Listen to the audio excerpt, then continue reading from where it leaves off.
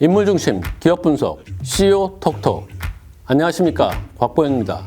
오늘은 국내 최대 규모의 자기 자본을 갖춘 증권사를 키워내면서 또 그리고 해외 곳곳으로 사업 영토를 넓히고 있는 박현주 미래에셋그룹 회장에 대해서 이야기해 보도록 하겠습니다.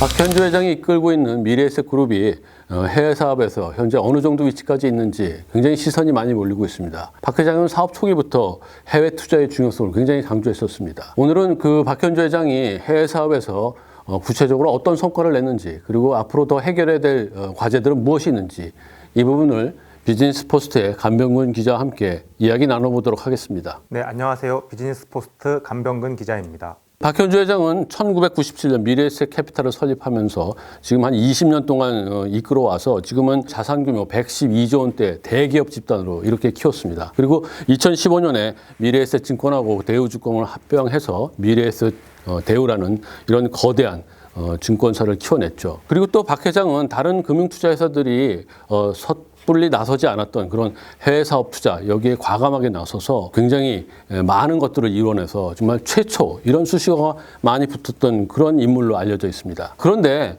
이럼에도 불구하고 더 해외 사업에 투자를 늘려야 된다, 더 나서야 된다, 이렇게 얘기하고 과감하게 나서고 있거든요. 박 회장의 그 해외 사업 욕심, 이건 정말 어떻게 돼야 충족이 되는지, 정말 얼마까지 가야 되는지 우리가 좀 알아볼 필요가 있을 것 같은데요.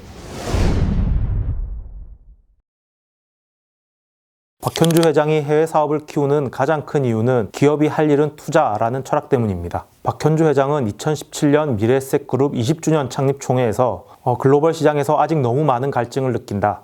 미래에셋은 벽을 문으로 바꾸듯이 금융의 세기를 여는 영원한 혁신가가 되겠다고 말하기도 했는데요. 이렇듯 거침없는 박현주 회장의 경영 행보는 하버드 비즈니스 스쿨 MBA의 경영 교재로 채택되기도 했습니다. 박현주 회장은 미래에셋그룹을 아시아의 골드만삭스로 키우겠다는 계획을 세워뒀습니다. 현재 박현주 회장은 정말 공격적으로 해외 법인 또 사무소 이런 것들을 여러 곳에 세우고 있습니다. 지금까지 박현주 회장이 이루어놓은 해외 사업의 성과, 이거 구체적으로 어떻게 해야 되나요?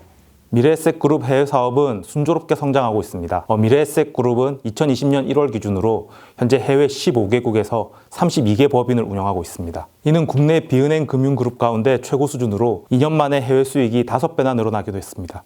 또한 미래에셋 대우 홍콩 법인은 글로벌 미래에셋 대우의 중추적 역할을 맡고 있는데요. 본사가 담당하기 어려운 해외 업무를 모두 총괄하고 진두지휘하는 역할을 하고 있다고 볼 수 있습니다. 미래에셋 자산운용도 해외 사업에 적극적입니다. 인도에 지주사를 설립해 사업 영역을 넓히고 있고 국내 자산운용사 가운데 최초로 일본에 진출하기도 했습니다. 박현주 회장은 국내에서 미래에셋 대우 회장에서 물러나고 미래에셋 대우 홍콩 법인의 회장 겸 미래에셋그룹 글로벌 경영전략 고문으로 이렇게 일하고 있거든요. 이런 것들이 지금의 그 미래에셋그룹의 해외 사업 투자, 이런 것과 일맥상통한다, 이렇게 저희들이 해석할 수 있겠죠? 네, 그렇습니다.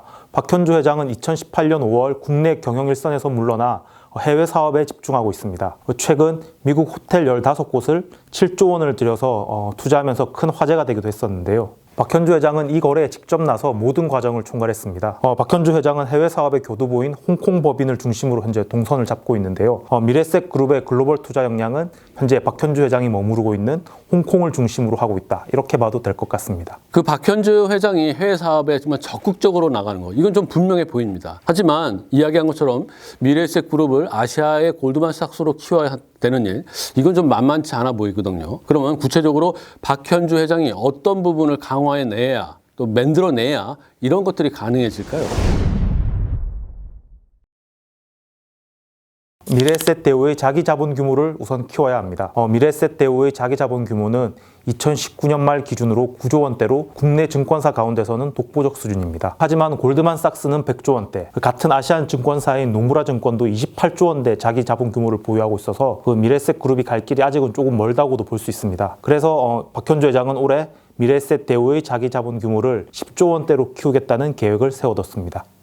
물론 그 자기 자본 규모를 키우는 건 물론 굉장히 중요합니다. 하지만 그거 하나로 다 되는 건 아니거든요. 좀 더 다른 것들을 좀 저희들이 짚어봐야 될 것 같은데 또 어떤 것들이 좀 미래에셋 대우에서 중요한 거라고 생각을 하나요? 박현주 회장은 미래에셋 대우의 수익성을 끌어올려야 합니다. 미래에셋 대우의 자기 자본 규모는 빠르게 늘어나고 있는데 순이익이 증가하는 속도가 이를 따라가지 못하게 되면 수익성 지표인 자기 자본 이익률이 떨어지게 되기 때문입니다.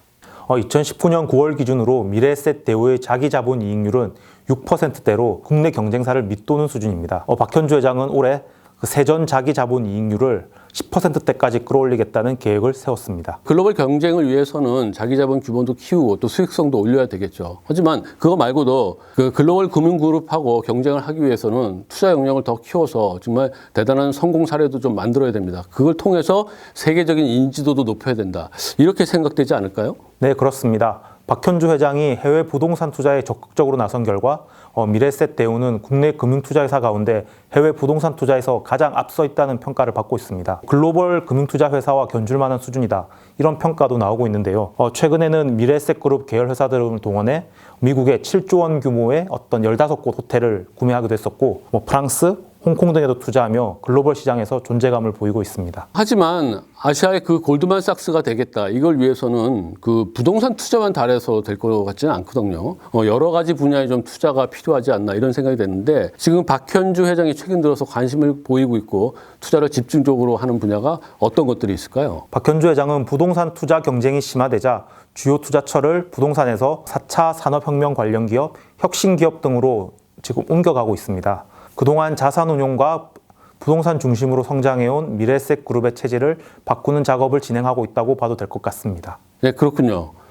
지금까지 저희들은 박현주 회장이 이끌고 있는 미래에셋 그룹의 해외 사업 투자 그리고 또 여기에 해결해야 될 과제들 이런 것들을 좀 살펴봤습니다. 박현주 회장은 사실 다른 금융투자 회사들이 섣불리 나서지 못했던 그 시절에 과감히 해외 사업 투자에 나섰기 때문에 지금의 그와 같은 성과를 이루지 않았나 이런 생각이 듭니다. 그리고 또 이제는 국내를 넘어서 글로벌 금융투자회사들과 경쟁하는 그러면서 아시아의 골드만삭스가 되겠다는 이와 같은 꿈을 꾸게 된 것이 아닌가 이런 생각이 듭니다. 하지만 글로벌 사업만 중요한 것이 아닙니다. 국내 사업들도 굉장히 중요하고 여기에서도 해결해야 될 과제들이 많이 있어 보입니다. 오늘 CEO 톡톡은 이 정도로 마무리하고요. 다음 시간에는 박현주 회장이 국내 부문에서는 어떤 투자를 하고 있는지 그리고 국내에서 해결해야 될 과제들은 어떤 것들이 있는지 이런 것들을 이야기해 보도록 하겠습니다. CEO 톡톡 이것으로 마치겠습니다. 여러분 구독하기 좋아요 꼭 부탁드리겠습니다. 감사합니다.